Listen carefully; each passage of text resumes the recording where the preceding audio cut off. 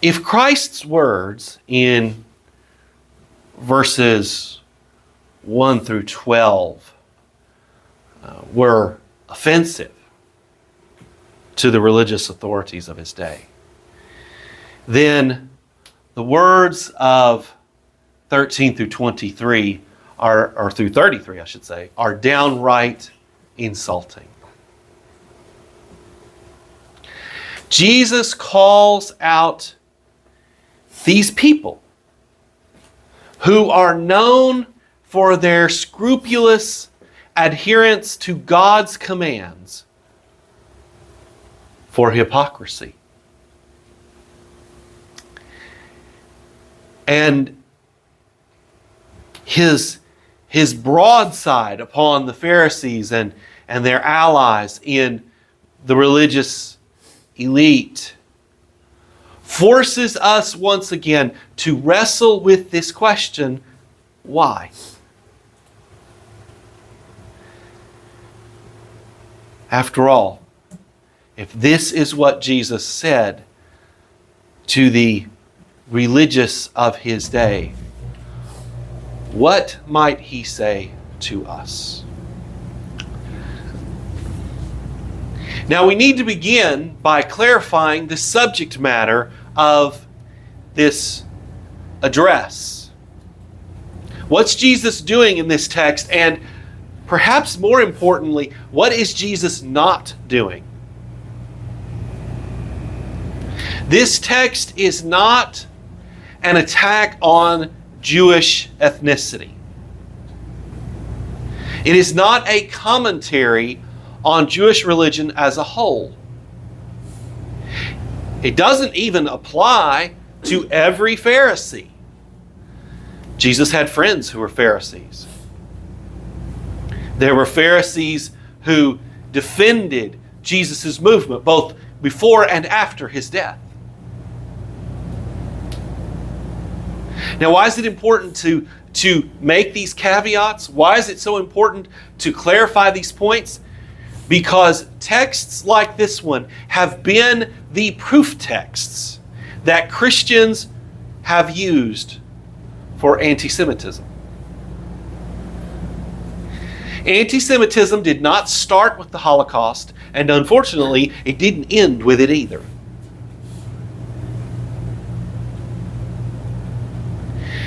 And here's the problem. When we use this text as a club to attack others with, we miss its significance for ourselves. So who is it that this address is talking about? Who is Jesus referring to? Well, we know these people. Talking about the Pharisees, right? And the Pharisees, as we've already said, are the group, the sect within Judaism that was considered by most people the most scrupulous.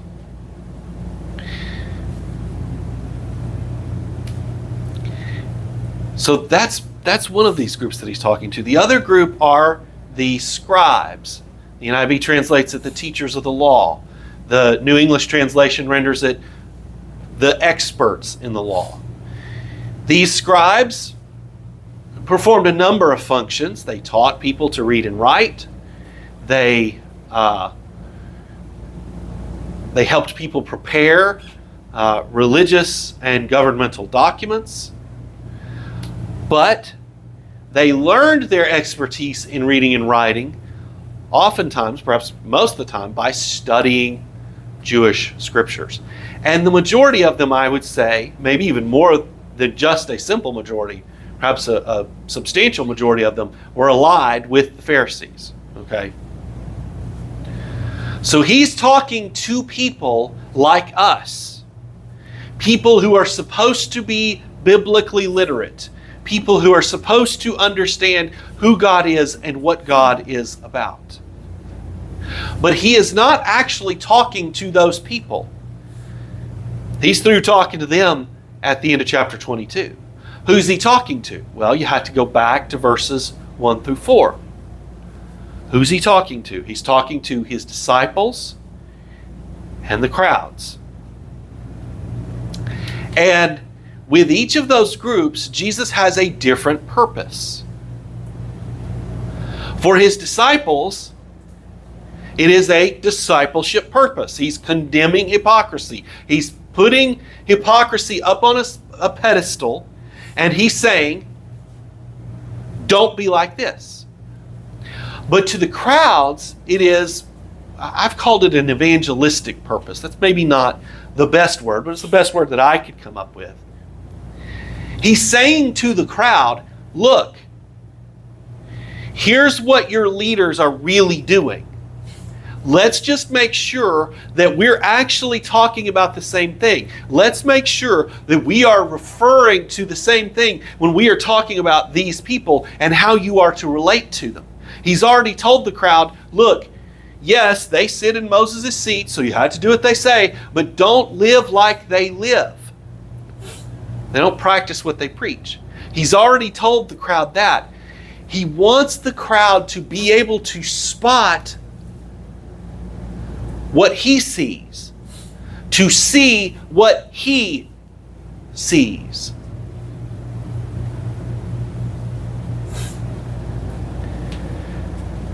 That's a big part of winning the crowd over to his own ministry. It's a part of demonstrating his identity as a prophet.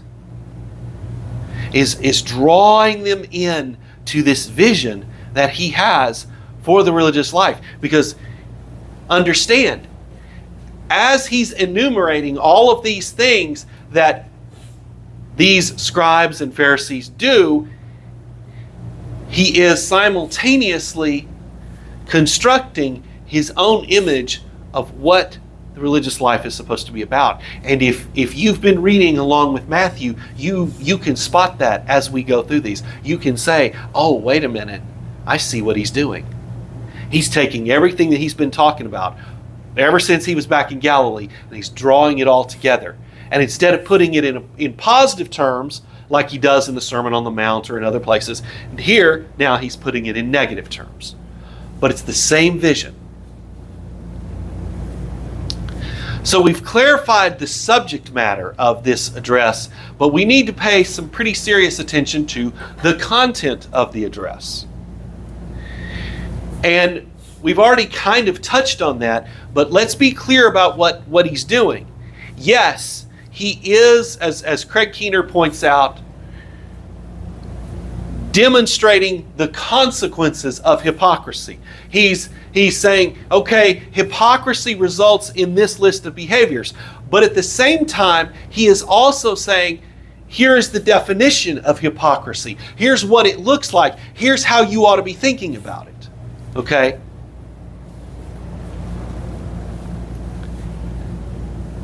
Now, before we get into these 7 points, and we're not going to touch on them in great detail because, we'll all get hungry before then, and we don't want to be here till 3 o'clock this afternoon. But we do want to touch on each of them. But before we do, I want to give you a little handy-dandy definition of hypocrisy. Okay? Now, you probably know, or maybe you've heard, that the Greek word we translate hypocrisy has in its background basically play acting. Putting on a mask, acting out a part. Okay? But when you read this sort of in its context, especially here in chapter 23, but also all the way back into the Sermon on the Mount, think especially chapter 6. Okay? Here's what hypocrisy is. Hypocrisy is using your religious commitment for some other purpose. Using your religious commitment for some other purpose. Using your religious activities for some other purpose. Let me give you a perfect example. And I'll tell on me. This week I was working on an article that I was thinking about having published in the Baptist Standard. And I woke up in the middle of the night, I couldn't sleep, and I was praying. And I had to ask myself a really hard question. Why do I want to publish this article? Why is it so important to me to be heard? Why is it so important to me to have notoriety, or people to hear my arguments and assent to them? You see where I'm going? Hypocrisy uses the things of God to assuage our own anxieties, to meet our own needs, to satisfy our own urges. You want a handy-dandy definition of hypocrisy? That's it. That's it. So let's look at this first element here in verse 13. Okay? And what I've tried to do with these is I've tried to take them and restate them in a way that makes sense and in a way that is succinct. Okay? So I've tried to sort of restate the point that Jesus is making in a sentence that you can make sense of. And I've used the Pharisees and the scribes as the subject. So that's why they, right? So what Jesus is saying there in verse 13 is that because they don't model an appropriate life of devotion, and because they have rejected both John the Baptist and Jesus, they are an obstacle to the kingdom, not a help. It's pretty stark what Jesus is saying. It's almost like of course, the Pharisees are standing up in front of people. The scribes are standing up in front of people, teaching them just the way that I'm doing this morning. But it's like Jesus is saying, the very things that you are teaching are actually standing in the way of people getting into the kingdom. You yourself are standing in the way of them getting into the kingdom.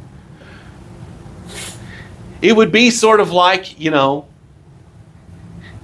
a grizzly bear came in the back door over there, and instead of letting everybody out this door, I stood in front of the door and said, well, that's my pet grizzly bear, and he's hungry, so sorry, Roy, that you're his snack today. Okay, run. Yeah. I'm not going to let you out the door. I'm just going to let the grizzly bear eat you, That's the image that Jesus is conjuring up. But it's so funny. In this one sentence, he communicates something so profound. The inconsistency between what they say and how they live is so acute that it actually makes them an obstacle to kingdom entrance. Now, verse 14, if you're reading the King James Version, you'll see a verse there, verse 14. The problem with that is that was probably not it wasn't in Matthew's Gospel. What happened was a scribe was copying Matthew's Gospel, and he went, wait a minute, I remember such and such. There's another woe here. Why isn't it here? I'll just put it in because I know it's there. And of course, what he did was he put in a verse from Mark or Luke. So that's why in your modern translations, we just even skip verse 14. That way you know that that's not there. Okay? So the next woe is verse 15. And verse 15 is really interesting. It's an interesting commentary on the nature of conversion. I have had a liberal Roman Catholic and a conservative Baptist quote the same proverb to me, never trust a convert. Now, why? Well, because converts tend to see everything in terms of black and white. And they tend not to have any sort of gray area. They tend not to do very well with nuance. It takes them a while to get up to speed on all of that. And by a while, sometimes they never do. Sometimes It's decades, okay? And that's Jesus' point. Your inconsistencies as a Pharisee or as a scribe are passed on to those you convert, and the problem is they don't have the guardrails that you do to rein in some of your worst tendencies. So they become twice as much a child of hell as you are. But here's the thing, we don't have to go all into conversion theory to figure all of that out. Just this morning we were talking about someone who had really turned hard away from the gospel. Why? Because they had been harmed by other people who claimed to be Christians, right? And we've all seen that kind of thing happen. We've all seen it. Someone who will never, ever, ever give Jesus a second look. Because they have been so profoundly wounded by someone who claims to be a Christian. Now, the third woe, that's verses 16 through 22. This one's a little harder for us to kind of get our heads around because we don't, when I just want to tell somebody, look, I'm telling you the truth, I don't say, I swear by Zeus. Or we don't even say, I swear by Roy that I'm telling you the truth. You might occasionally hear somebody say, I swear on my mama's grave, or I will put my hand on a stack of Bibles. I'm always leery of somebody when they do that kind of thing, right? What did Jesus say back in chapter 5? Don't swear at all, right? And when you hear Jesus say that back in chapter 5, you're kind of like, I don't know, maybe he's gone a little overboard here. Well, now you see what he's getting at, okay? It is very easy to use this sort of swearing practice to get around being honest. And here's what people would do. They would swear by something, divine, by someone divine. I swear by Zeus, I swear by Athena, I swear by Artemis, whatever. Okay? But in Judaism, of course, the only one they can really swear by is Yahweh, right? But they were really careful about the divine name. So they would come up with these circumlocutions. Well, I swear by the temple. I swear by Jerusalem. I swear by heaven that I'm telling you the truth. But then there were all these questions about, well, is that really a name for God or is it not a name for God? And if it's not a name for God, maybe you can wiggle out of it, right? And we do have evidence of instances in the Old Testament where an oath somebody made was not a good idea. You'll remember that there was one of the judges who made an oath to God that he would sacrifice the first thing that came out of his tent. Well, it just so happened it was his daughter. Oops. So there's lots of things going on here. But what Jesus is pointing out is, look, the real problem is you're just not encouraging people to be honest and to keep their word. If they keep their word, they won't transgress God's law or God's name. It won't matter. The whole system, Jesus is saying, is dumb. And when you see the two examples he uses here, you kind of go, well, yeah. That makes no sense at all. Why would you even think that way? But now, with the fourth of these woes, we get to the heart of what Jesus is really driving at. We get to the heart of his objection to how the religious authorities of his day functioned. And it is an objection that can apply to us too. They were so obsessed with the minutiae of law observance that they lost sight of the things that really mattered. Now, Jesus is not saying that you shouldn't care about the minutia, because God is so holy and God is so great that anything He commands should be obeyed.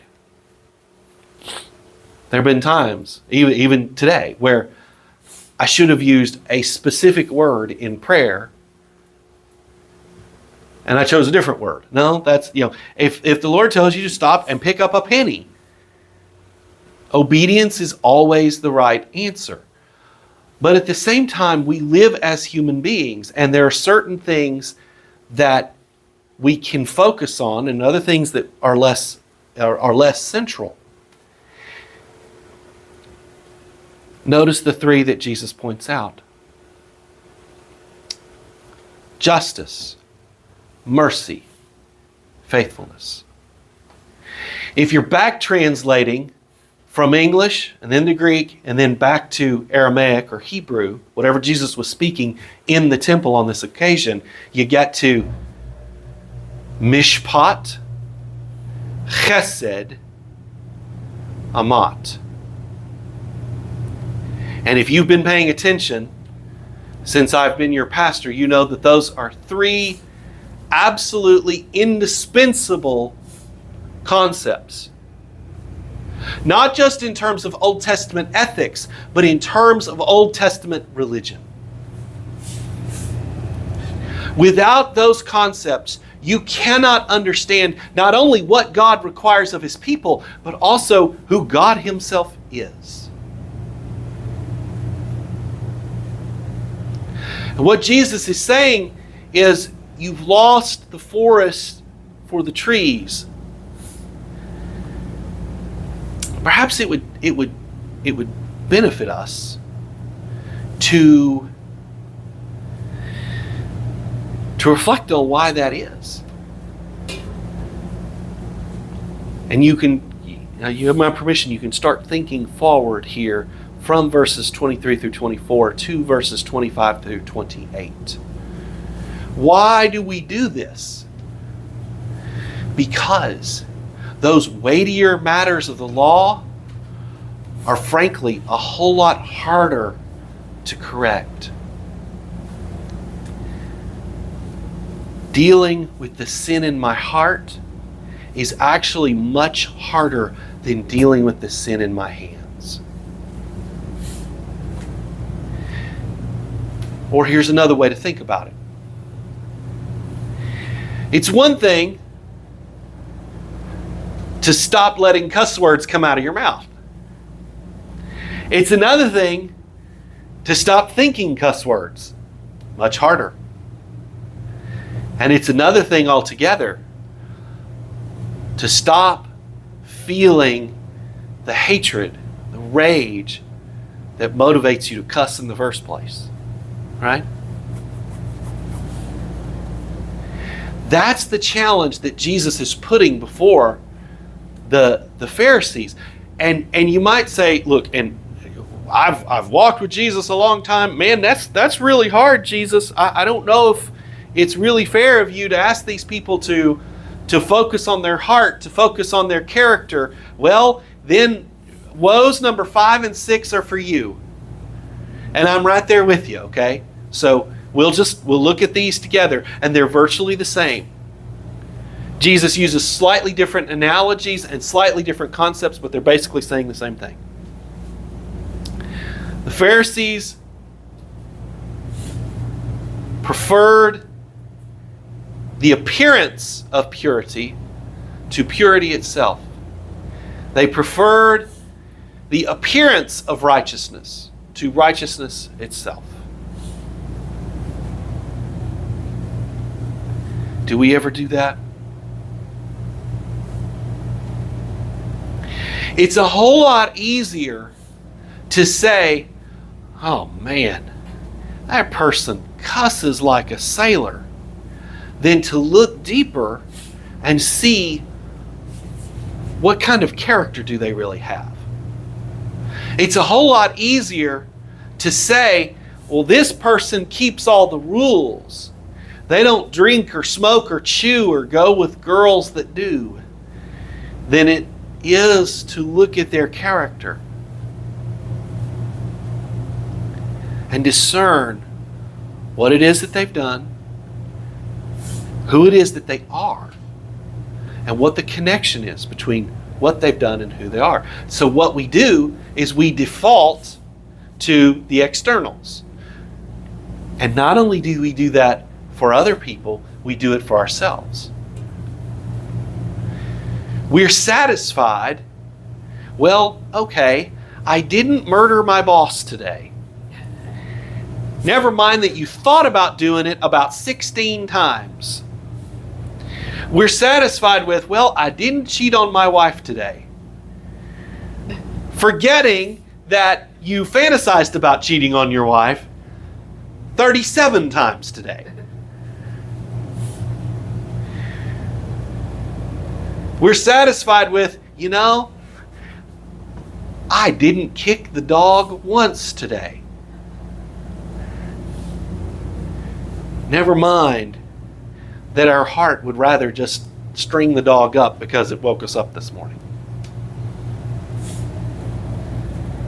Now, I'm not saying that what goes on in your mind is morally equivalent to what comes out your mouth or out your hands, So I'm not saying that, but what I am saying is sometimes we have to look at what's inside the vessel. And in fact, that's where we have to start. Does all of this make you think back to, say, Matthew chapter 7, where Jesus talks about how poor we are at judging? Well, this is why. What is it that God said to Samuel when he was, looking for a new king after Saul had messed things up? What is it that God said to Samuel? Humans look at the exterior. God looks at the heart.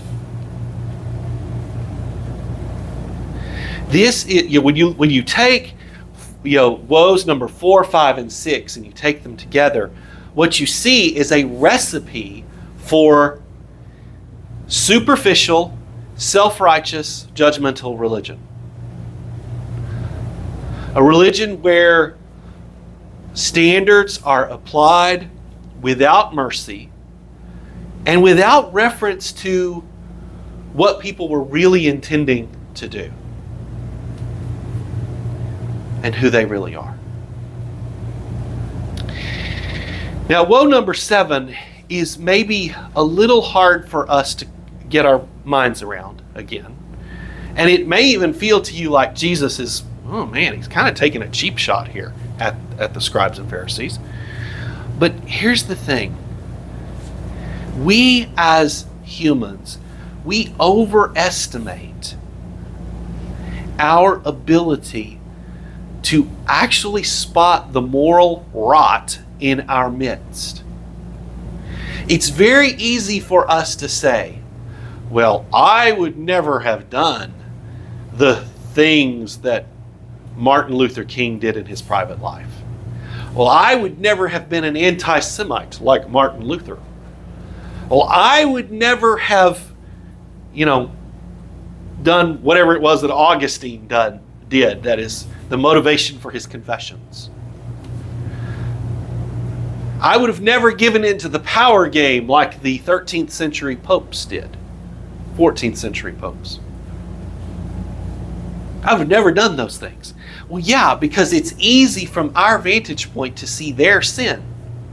What's much harder is to see our sin and to, in real time, spot the prophets among us. Think about this, y'all. Jesus is saying to them, I'm right here in front of you, and what are you about to do to me? In fact, he explicitly says that in John's gospel, right? You're trying to kill me, a man who has told you the truth. Right? It is so easy to assume that we know what we're doing morally. And here's the thing, y'all. We can very easily, while we say out one side of our mouth, oh, I would never have done that, out the other side of our mouth, we're identifying with the very people who did the thing that we said we would never do. I don't mean to pick at old wounds, and I certainly don't mean to pick at political controversies that are unnecessary for me to speak to, okay? I am not the font of all political or social or cultural knowledge, all right? But I think there is a very applicable analogy to this in our own time. And again, I'm not trying to offend anybody, but I do feel like this is an analogy we need to talk about. And it is the analogy of memorial statues, right? Because here's the thing. Erasing our history is not a good thing. Actually, we need to learn from our history, right? But at the same time, you don't build a statue for someone unless you are lauding them as, in some sense, exemplary. Nobody's raising a stink to erect a statue to Benedict Arnold on the fairground square. So the question we always have to ask ourselves when people say, hey, we need to get rid of this statue of whoever it might be, is there something in them that really is laudable that we want to memorialize? Or was this statue simply erected as a monument to something that we now understand was evil? Slavery, Jim Crow, etc. It is the difference, frankly, in my opinion, between a statue to George Washington and a statue to Jefferson Davis. One of them was a slaveholder who had many redeeming qualities otherwise. The other, not so much. Now, again, I don't make that statement to sort of pick at old scabs or to upset people or to kind of say, hey, you're a bad person if you disagree with me. I am, as I said before, I'm not the font of all knowledge. But sometimes Jesus says something that is uncomfortably close to our reality. And we need to touch on those things because, man, we live in a dangerous world. I think I grew up with sort of this illusion that the world would just always go on as it was and it was stable and we could just keep going, and Democrats and Republicans would continue to argue back and forth, but there really wasn't any consequences to it. It was just all fun and games, right? No, we live in a dangerous world full of people who would love to do nothing except send us all back to the dark ages for their own good, right? Some of them are internal, a lot of them are external to our national borders, but we still have to be open and honest, and some of them, yes, are using religion to do it. Now, that's a really good segue to kind of the last thing we want to talk about in these verses. And what we're doing here is we're moving to verses 34 through 39. We're finishing out the chapter. There's just a couple of things I want you to observe. In those verses, there is a statement of judgment, a proclamation of judgment, and there is a lament. Now, what's the statement of judgment? Well, it's actually a little bit surprising. Jesus doesn't just right away say, all you Pharisees and scribes, you're all going to die. The Romans are going to kill all of you. No, that's not actually what he says. Now, in verse 33, he does say, how are you going to avoid hell? That's pretty strong, isn't it? But in this proclamation of judgment, no, what he says is, this is so interesting. Here's how God's going to judge you. He's going to send you so many people who bear witness to me, to Jesus, not to me personally. That you're not going to be able to get away from it. And not only is he going to send you a lot of them, but they're going to be prophets, they're going to be sages, they're going to be scribes. And the New English translation helpfully reminds you this is the same word that is translated experts in the law. And they just go ahead and translate it that way here in this text. So what is Jesus doing? He's saying, I'm going to send you experts in all three of the divisions of the Old Testament. The problem is, you're not going to hear what they say. You're not going to receive their testimony. And because of that,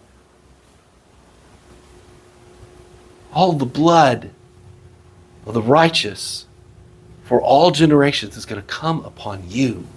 You're going to have this guilt burden to bear. And why does it have to be that way? Because of the lament that we have in verses 37 through 39. And what is it that Jesus is lamenting? Well, of course, part of what he's lamenting is that Jerusalem itself had always, it seemed, been resistant to God's testimony. That this pattern that is playing itself out in Jesus' life is,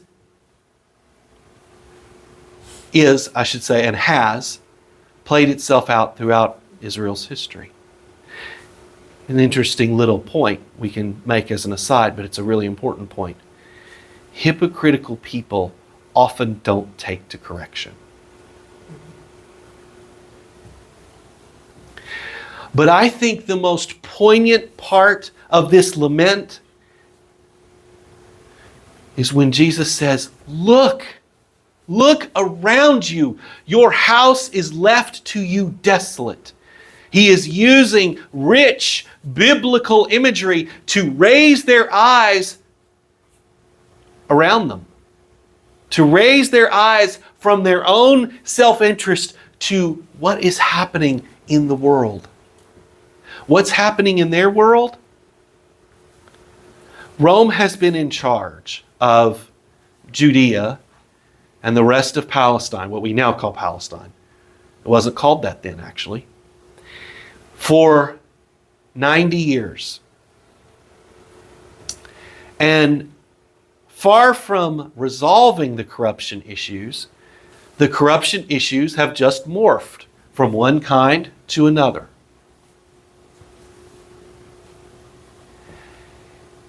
And it has led to popular discontent.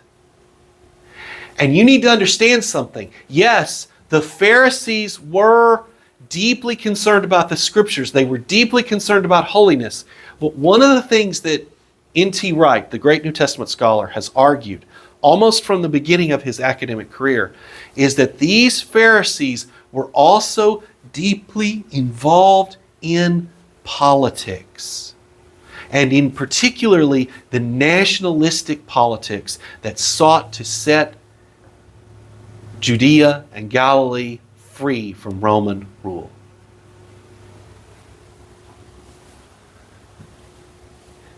That is going to, 40 years from the time that Jesus is speaking, that is going to be a problem.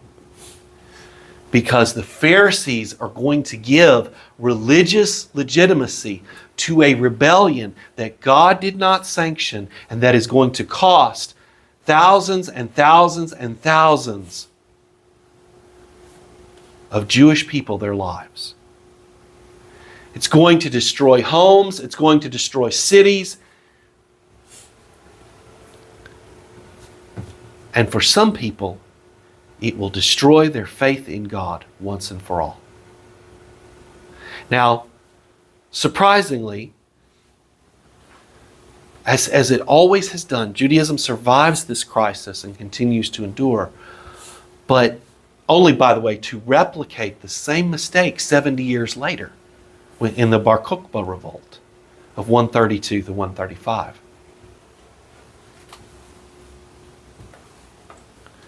But the Pharisees are neck deep in this. They are a big part of the story, and without their help, that rebellion might not ever get off the ground. And why was that so bad? Because the Pharisees had missed who the Messiah really was and what God was really up to. Now, in conclusion, let's sort of take all of this data that's in front of us and let's turn it into something that we can use for ourselves, okay? That we can apply to ourselves. Because as New Testament scholar Donald Hagner points out, that's how this needs to be read. This text is not a text for us to look back and retrospectively blame other people. It is a text that is given to us so that we can look to ourselves. Why does Jesus go after the Pharisees so hard? Well, it's not in spite of their closeness to God. It is because of it. It's not in spite of the things that they do know correctly about God. It is because of it. They have more potential to do more damage because they are so close on some things.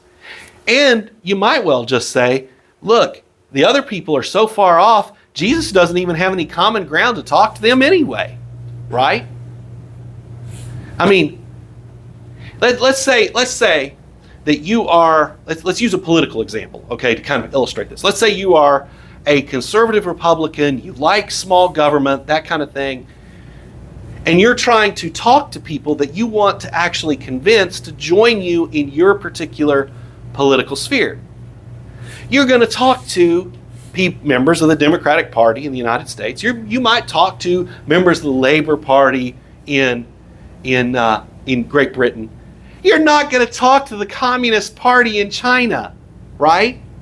Because they are so far off. They share so few assumptions with you that you might as well be banging your head against a brick wall. So Jesus speaks to the people who ought to hear him best. And he calls them to repudiate hypocrisy. But what is hypocrisy? And what are its consequences for us? Now, we've talked about that a lot, but I want to kind of pull some things together here. Hypocrisy begins in the heart. It's rooted in a misunderstanding, or in some cases, an intentional malformation of God's priorities.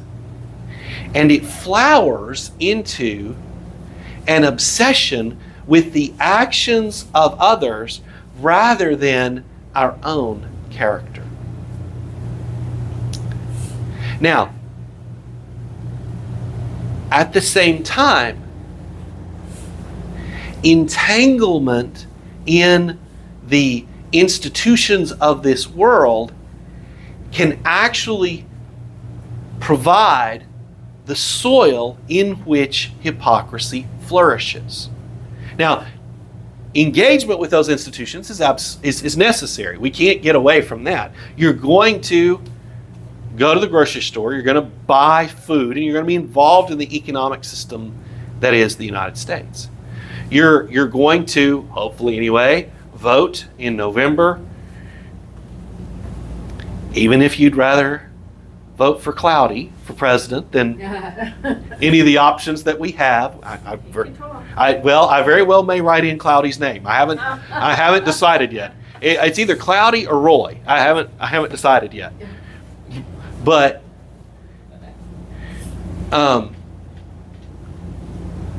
it's a different thing to be engaged with the institutions of our world than it is to be entangled in them.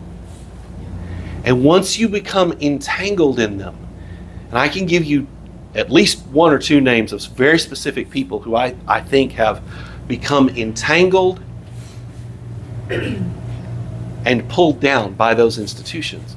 Now all of a sudden, the hypocrisy that is a temptation for all of us can flower in you and pull you down. Here's the thing. Hypocrisy distorts our witness. It delegitimizes our ministry, and it disrupts our relationship with God. Don't miss what Jesus said to the Pharisees in verse 33. How, you snakes, you brood of vipers, you children of serpents, how will you escape being condemned to hell? That is a frightening word. That's why, for us, we need to read these texts. We need to hear what they say. We need to apply them to our own lives. We need to examine ourselves with respect to our own relationship with hypocrisy.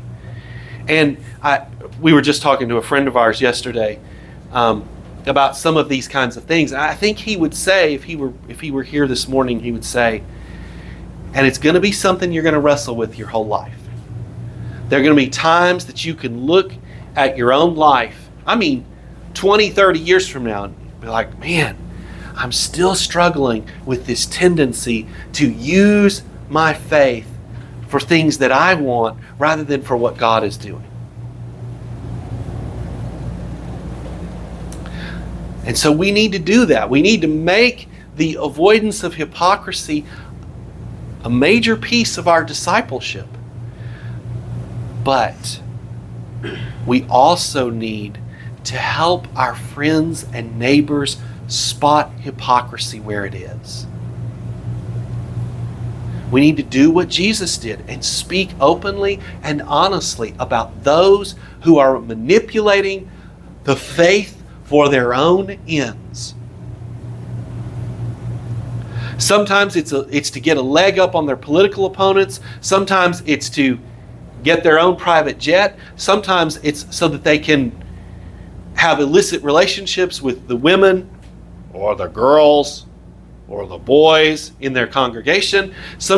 There's a whole wide range. Sometimes it's as innocuous, supposedly, as they just want to be seen. They just want to be loved. They just want to be adored by the crowds. We have to be those who spot that kind of hypocrisy and warn our neighbors and friends.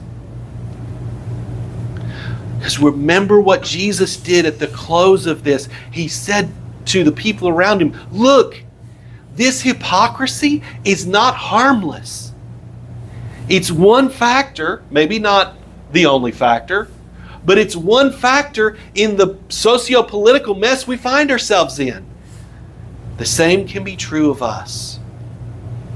And yes, hypocrisy did not die with the Pharisees. It lives in my heart, lives in your heart, but it lives in a more intentional way in the hearts of bad actors. Now, some of them really are trying to do good work. Some of them at least think they're trying to do good work. Some of them know better. But it doesn't matter what their motivations are. Their hypocrisy can harm people spiritually, emotionally, and yes, even physically. Natalia closed our reading by saying, well, on that happy note, and you kind of feel that way, don't you? But isn't it great that we serve a God who at enormous cost to himself stepped into our world and pointed his finger directly at those things that are destroying us? Let's not forget, folks, it is this very message and messages just like it that would ultimately get Jesus killed. And Matthew is clear. Jesus was fully human. He was like us. He didn't want to do that. Would you choose to be crucified? I wouldn't. And yet, Jesus said, "Not my will, Father, but your will be done." Why? Because that's how much he loves us. Let us pray.